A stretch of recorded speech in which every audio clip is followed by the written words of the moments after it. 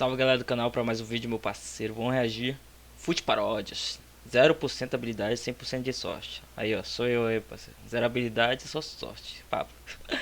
E mais, bora paródia Love, Love, Kiss, Kiss da Melody, meu parceiro. Deixa se inscrever, deixar o like. Bora lá, meu parceiro. Sem enrolações para vocês. Como assim?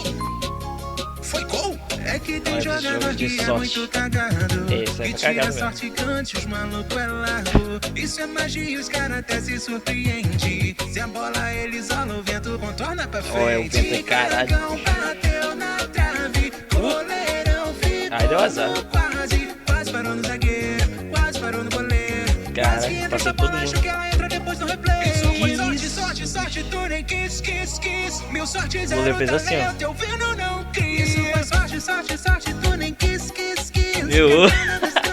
Isso. Pode assumir, Não, golaço. não adianta me falar que tinha intenção, não. Todo mundo O cara vendo que cê é um tome. coitado, um cagão. Isso foi sorte, sorte, sorte, tu nem quis.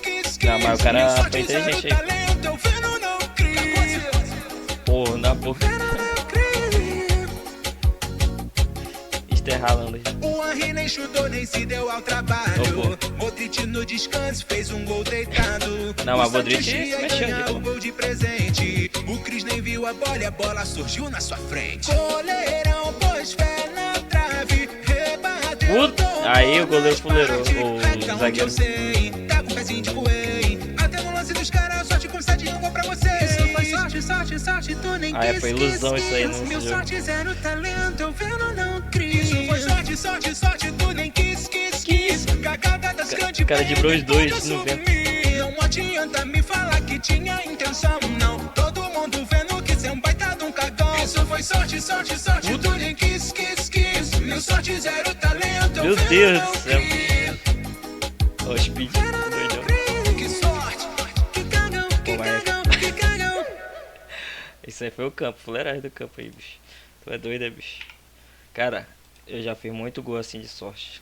Quando eu era pequeno, né? Quando eu jogava. Parei, só aposentado, tá ligado? Mas, pô, às vezes o cara chutava, batia na trave, bateu no meu pé e entrou no gol. Cara, uma onda. Já aconteceu fazer gol contra também, assim, tá doido? Uma onda, bicho. Nem quero lembrar. Mas é isso. Será que vocês já fizeram também? Aconteceu com vocês? Comenta aí. Obrigado por ter assistido o vídeo e é nóis.